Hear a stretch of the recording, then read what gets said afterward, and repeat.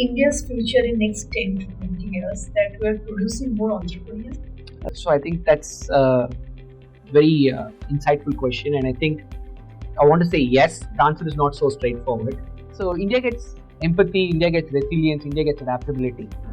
By any chance, if your success gets disappeared tomorrow, what part of you will remain untouched? But let's say all these successes or all these progress is removed. Still, I think what would be left back as Jayanthra would be this curiosity to learn. One thing in life you are still figuring out. Parenting. So I am a strong believer that as a parent, we should allow them to figure out their potential. Yeah. One lesson to all our entrepreneurs watching this channel. As a growth coach, what would you advise them? Clarity is definitely way more important than effort. A very warm welcome to Your Icon channel. Thank you so much for being part of our guest list today. Thank you, Sangeeta. Looking forward to our interactions and being part of Your Icons platform. Yeah, thank you so much. I'm sure this episode gonna bring a lot of insights. I've seen very few people in the country who has been a successful business entrepreneur. After being such great entrepreneur, they have sort of tried out something very different, like the way from entrepreneurship to growth coach to an author. What a beautiful journey. How did you navigate so many things and still doing everything so efficiently? This is a deep question, Sangeeta, and it takes me back 25 years before when I started the first company, Angler Technologies. I started this right out of my engineering college, and the thesis that time was very simple. Instead of going abroad and doing my masters and being employed at the big five, why can't I build something world-class from Coimbatore, India? That was a simple thought process. While that started and the journey started from 3 engineers to 200 engineers today, Wow. we've realized that what really makes our company tick is not the technology, it's not the innovation, but the fact that we're bringing impact, IT impact, information technology impact, automation impact to my customers' businesses, to their workflows, to their automation. That same impact, I was wondering, how can I bring it for my employees? And that's how I went from being a founder into more of a CEO and a coach for my team. Because people are having a fear of change. People are having worries about, will this take away the comfort? Will this take away the security? So change was always a problem with my technology customers. So that is how I became a growth coach. Wow. So it looks very different buckets from outside, but from my journey, it is all connecting the dots and serving the end client at the same time. The last piece which you mentioned, the author, was how do I take my 25 years of experience and bring impact to many more startups and business leaders who want to use technology to build a product or a platform, but have questions and they do not have a framework. So how do I help those non-technical founders and business leaders? So that is where entrepreneurship, growth coach, and authoring all came together for me, like 3 legs of a stool. Wow. And this everything sort of balances each other very well. That's true. Because generally you have to impact the other vertical. You need to transition from being an entrepreneurship mindset to a growth coach to something to give back. It's a brilliant way. I have one question from there. At an age when you're 21-year-old, when people are looking at all that big dreams of working with the top 5 companies globally, you had every possibilities. Sure. What kind of triggered you to stay back and create the impact here? So I think that goes back to dinner table conversations in the family because while I am a first generation entrepreneur from a technology company perspective, the family has been in business for 3 generations. Wow. My grandfather started the trading business. My father said we cannot be depending on trading, so he went into manufacturing business. And so the dinner table conversation was always around some challenge in the factory, some challenge which handling customers or cash flows. So it is always very comfortable to be in that environment of handling problems and converting problems into opportunities. So in the final year of college, when I was studying mechanical engineering, an opportunity came up to automate or digitize something called the design data book. And that's a book that is used by all engineering colleges, and it was authored by somebody at my college. So that became the first test project to see if I am fit to be a technology entrepreneur. And that was a big success. And Wow. that small project led to the confidence to start a company. And that company, we always had this ambition of building something world-class from India. I think process thinking, dinner table conversations, and the opportunity to use technology came together at the right time. Considering the current scenario, do you see India is going to produce a lot more entrepreneurs in the next 10 years? So I think that's a very insightful question, and I think I want to say yes, but the answer is not so straightforward. India gets a lot of things right in terms of say emotional resilience because of the family connect, the camaraderie with the friends that you have. India gets empathy right, because there's so many problems to solve. As long as you're empathetic, you can find a problem you can solve. India gets grit and resilience right, adaptability right. Every year Bombay gets flooded and we are all back on our feet, as an example, right? So India gets empathy, India gets resilience, India gets adaptability. But from my exposure, when you look at the foreign markets, the global ways of entrepreneurship, they get the scale right, they get systems right, and they get a powerful way of professionalizing right. So I think if we can take India's strengths, combine it with the learnings from the West, while staying true to our identity. We do not want to copy them, but we indigenize them. Then I think sky's the limit for Indian entrepreneurship, because I think we have so many unicorns come up post-COVID. We have so many incubation parks come up. We have so much of an ecosystem now for supporting entrepreneurs and entrepreneurial startups and founders, both who are young and people who have come out of larger companies, which was not there, say, 15 years back. So I think the setting is right, the situation is conducive, but I think we just need to leverage India's strengths while at the same time unlearning a few things like hierarchy thinking, hesitation to question, because where does innovation come from? It comes from debates, it comes from discussions, it doesn't come from saying yes. Right. So I think a combination of this, I see India's future is very bright for entrepreneurship. Beautifully answered. Thank you. So Jayanthra, you've been quite successful in your business. By any chance, if your success gets disappeared tomorrow, what part of you will remain untouched? That's a very reflective question, makes me think. So I've been an entrepreneur of co-founder of 2 companies. I've invested in a couple of startups. I'm mentoring a few founders. I'm a growth coach for several leading brands in India to scale. I'm also an author. But let's say all these successes or all these progress is removed. Still, I think what would be left back as Jayanthra would be this curiosity to learn continuously. This hunger to impact people and hunger to impact leaders in a positive sense. And the commitment to honor. If I make a commitment, I want to honor the commitment. I think those 3 things will still be the same. We are all sort of brought up with certain belief system from childhood. My next question, what belief did you hold very strongly in your formative years, which you feel embarrassed about it now in the present situation? I think this makes me feel vulnerable, but I think it's brilliant because what makes us successful to X level is not going to make us successful to the Y level. So in that sense, one of the beliefs that was useful for me in the formative years is perfection, trying to do everything perfect. And that was good when the company was small and we were like 3 to 12 people and it was totally fine, right? But as we scaled to say 150 to 200 people, that perfection became the bottleneck because, I wanted to make sure everything is on order. That means I am going from empowering people to micromanaging people because of the perfection mindset. So once I realized that I am being the bottleneck because of this belief of perfection, I had to unlearn that and become more pragmatic. And I switched that, saying progress is more important than perfection. And now I feel, in certain instances where I was very much micromanaging, very much perfectionist, possibly that was not helpful at all, both in terms of people or projects.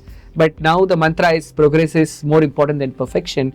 And the book Decode, which I've written, talks a lot about that, how you can go from your idea to your minimum viable product really fast without being worried about perfection. Brilliant. I think very well said, because perfection kind of delays the process. Once you are onto it, you know how to move forward. Looks like you're in Virgo because Virgos are known to be perfectionists. Did your wife created that transition in you after it? Because I remember I met you about 10-15 years back. A lot has changed. True. And she's also done some phenomenal work in her space. So do you think marrying the right spouse makes a lot of difference in life? in your business? He's saying yes and marrying Supriya, my wife. And I'll explain how that has happened also. Because for me, if I take up a project, it's always like, oh, I have to do it to perfection. And in her case, she comes across saying, no, let's just discuss. For example, if it's, let's say, a vacation. For me, it'd be like, vacation means budget, time, flight, hotel, Tick activity, box. everything should be in place. She'd be like, no, don't worry about it, let's just discuss. So this unbundling of the tight perfection mindset into more of a, let's first make progress. And that has helped a lot at work. It's Lovely. a very hard boss to satisfy. So And you're lucky to get such a hard boss, because many a times people say that the best decision you make is that whom are you marrying. Correct. That kind of changes a lot of perspective. Sangeeta, I would like to add on how I have taken this belief of unbundling perfection and making progress as first into not only my own business and how I run my leadership teams, but into my growth coaching with my customers. See, all customers I work with, where I'm helping the founder and the entrepreneur to scale the business, is with the leadership teams together. So it's not like consulting or training, it is actually working on their business. So here, growth coaching is really helping us to align, prioritize, leading to execution and leading to communication. So now this example you have cited right now, what is that one thing you changed in the leadership team that helped to kind of grow this company? So in this particular case, it's a company that is in the hospital space, and there's also a company in the steel equipment space. In both these cases, the challenge was not the vision. The vision was very strong and very inspiring, but ability to break that vision down into something that is manageable and the team can understand, digest, process and execute was always a challenge. So I think the key has been bringing clarity, bringing alignment, and then simplifying their processes. So I want to share with my own leadership team in Angular Technologies, the first company. The second company is Trinetra Wireless. But one of the things that we missed in our culture was the team health. And growth coaching has unlocked that potential, not only for my own companies, but also for my customers' companies. So in your growth coaching, I think there was a statement that you want to impact 1 million people in the country. Now, you just instead could do only 100. Right. Impact, 100 people impact. Would that feel like a failure for you? My perspective, I think deep impact is better than just applause, right? So 1 million sounds nice measurement and maybe it's a lot of applause. But then if the impact is not deep enough, I would settle for 100, right? Because the impact is measured by not just numbers, but it's actually measured in a more intangible, invisible way by the people we touch. Have we impacted an owner's life and the leadership team through the tools of growth coaching or through my software products and software technologies, that their life is now better, either in terms of efficiencies or in terms of alignment or in terms of being able to work together as a cohesive business team. So my next question with this, there's a lot of entrepreneurs who want to start. There's always the struggle of, there's attraction versus funding, and many a time they are unable to, level up, and then a lot of great ideas sort of loses hope. So how do you think, what is your advice to those entrepreneurs? So I think this was the singular focus or the pain point for which I wanted to write the book Decode. The reason was, in my company, Angular Technologies, I've come across many great ideas and very passionate founders who wanted to start. They discussed the idea, they wanted to build the product, then they decided not to do it. And some of these ideas are today's unicorns actually. I'm sure. So I'm like thinking, oh, I know this person 5 years before he had this idea, but he could not or did not pursue it. So then the whole genesis of the book came up, called Decode, to help non-technical authors, non-technical and entrepreneurs to launch a tech product. And I wanted to make sure the book is not a theory book and this has practical tools. So one takeaway, if I would like to share to your question as to what would be the key thing that they start is, fall in love with the problem. Do not fall in love with the technology. So most of the time is they are falling in love with a machine, a software or an app that they want to build. Rather than that, I say a founder who's starting, fall in love with the problem. What are you solving for? Who will benefit from it? And will that scale big enough? Is there any decision that you have taken and made you very successful externally, but very conflicted internally? So I think as a entrepreneur, it looks glamorous on the outside, but then it is usually a lot of uncertainty, pressure, and loneliness on the inside. So I'm on vacation, and there are so many times that I'm on the phone doing Zoom calls and trying to sort out some fire. Then the daughter is asking, in my case, he actually came and asked me, Dad, is your mind running? I said, no, my mind is here. No, but you're physically here, your mind is not here. Wow. So that realization made me understand the compromise I'm making.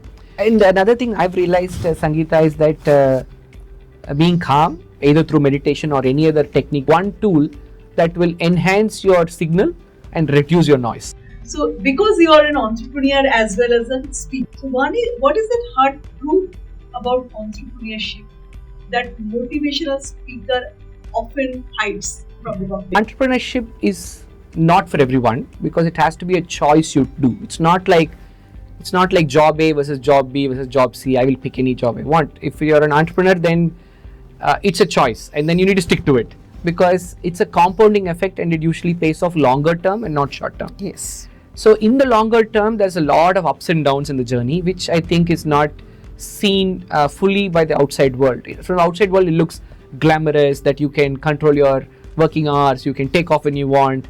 But the truth is, yes, you have the freedom, but actually it's more responsibility. Yes, very. Passion cannot be always a paycheck, because I think first thing as an entrepreneur, there are 200 employees, 200 families are looking up to you. You cannot let them down. See, people say a lot of entrepreneurs go by their intuition. So my next question, have you ever taken any business decision where your intuition did not allow you to, but you still decided to go ahead? So in my case, when we did a retrospective analysis, we found that, I think data is one part, but then intuition is a higher part.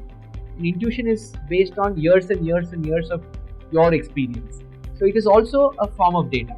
So along with this data, you have to add this other data, intuition data. So you have your scientific data and you have your intuition data, and both put together is better for an entrepreneur to decide. My next question, since you are very well traveled, you have visited across multiple parts of the world, you have clients across 15 different countries, what is one part India gets it right, but the world gets it wrong? So I think we are very fortunate. I personally believe very fortunate to be born in India, and especially at this era of India. I think India gets a lot of things right. We are more empathetic by nature. That means we're able to understand problems much faster and better. Whereas my travels in the West has been, they are much better in scale thinking. They are thinking 10 years ahead, what will the product do, right? And maybe today we are solving for the next 3 months. They are better at building systems, whereas we are better at working together with people. So India has got a lot of positives. A few things that India can do better is maybe unlearn hierarchical thinking, because today's best ideas in the AI world can come from anyone. So I would say India is in a great position, fantastic positives, and a few things that we can, correct ourselves. In our country, the wealth that's been getting accumulated in certain parts of the people, maybe 1% hold the maximum wealth. It's a huge disproportionate of wealth distribution. How do you think we'll be able to bridge the gap? So India too is growing because of two parts. One is global talent is looking at India for leadership, for manpower, for cutting edge technology, and in general everything. I mean, there are cases where we find aging population in, say, Japanese city or Europe, where even their corporation systems, their city systems will be remotely handled by somebody in India. And that, I think, will ensure that there is more wealth distribution. But then for that to happen, skilling up has to happen. Our colleges must produce more industry ready graduates. They don't have to be academically brilliant, but they have to be industry ready. Whatever industry that is, need not be IT. It could be architecture, it could be city planning, it could be any branding, it can be anything. That industry ready graduates is what I think will make a huge difference for us to bridge the wealth gap. The other pillar is, of course, entrepreneurship as well. And the great thing is that before, during our generation, the toppers typically used to be after getting a job, like after completing their graduation, they'll fly. Thankfully, now Indian companies are also gearing up that they're able to retain the talent. Yes. Traveling globally and managing global clients, have global success with local simplicity have been a conflict in your life? Yes, because when you are servicing global clients, that ability to deliver on scale and deliver in different time zones becomes critical, which means that you have to be very systems oriented. But when you come back to India, then it is all about people, right? Whether it is family or whether it is your employees who've been with you for so many years. So I need to find a solution that will satisfy both sides. And as an entrepreneur, you figure out creative ways to solve the problem. And sometimes, at some instances, you have to take the hard decision because that is what is good for the long term of the company. So now that you had that legacy of the family business, living in this joint family and running global business, what are the benefits have helped you? So I think the advantages of being in a joint family, and we are having a group of companies. Two of them are technology companies, two of them are manufacturing companies. The advantages has been there's a lot of cross-learning possibility because manufacturing has its own operational excellence and technology has got its different operational excellence. Now, for example, we've taken 𝐘𝐨𝐿 concepts, which is continual improvement from manufacturing, into software. I wouldn't have been able to do that if it was a standalone nuclear family owned business. I wouldn't have been able to cross-pollinate and cross-learn. That is one example. The other example is that the way of thinking of our staff as an extended family, while still maintaining the professionalism needed, systems thinking needed. I think this is again a marriage of two worlds. The manufacturing world where my father has started the business and the new age technology where me and my brother are running the business. So these were all the benefits. Do you think that people who hailed in a joint family, who has a lot of entrepreneurs in the family, their upbringing vis-a-vis the people, the children who grew up in a normal family who have been employee mindset? Do you see when these two people come forward to do a business, generally the business family's children tend to be doing better than the children from the family of the employee mindset? Sure. So what do you think the upbringing was that helped business family kids doing better? I think today's kids are very brilliant compared to the way we grew up. So I think I'm not so sure what the difference is. Possibly both are going to be successful. There's risk taking, there's decision making, and there is also resilience. Like something has gone wrong, something has gone bad, but now you need to bounce back, right? So these three things I think is more exposed to kids in entrepreneur families than otherwise. Maybe these are skills that if there are methods to teach other kids, I think they'll be equally successful. I have a very tricky question now. Sure. Do you think money ever dilute purpose or does it amplify the purpose you already are looking at? So I strongly feel that money is only an amplifier of what is already there. So if there is goodness, then the money can amplify goodness. If it is a weak foundation and there is more money, then it is going to create a lot of bad things. The lack of purpose or the clarity of purpose is the problem. What is that one very popular success mantra which people believe but you disagree with? So over a period of years, I've realized that more effort is equal to more progress is not true. Alignment and clarity is actually more powerful than more effort. So imagine you do not have clarity, but you're putting a lot of effort. It is like carrying a pot with a couple of holes and the water is constantly leaking, but you're going up and down, up and down. Rather than that, it is better to figure out what is the end goal, how are you going to get there, what you will do, and more importantly, what you will not do. Last few questions before we end the podcast. What scares you more, failure or irrelevance? Irrelevance scares me more. Failure is clear. It worked, it did not work.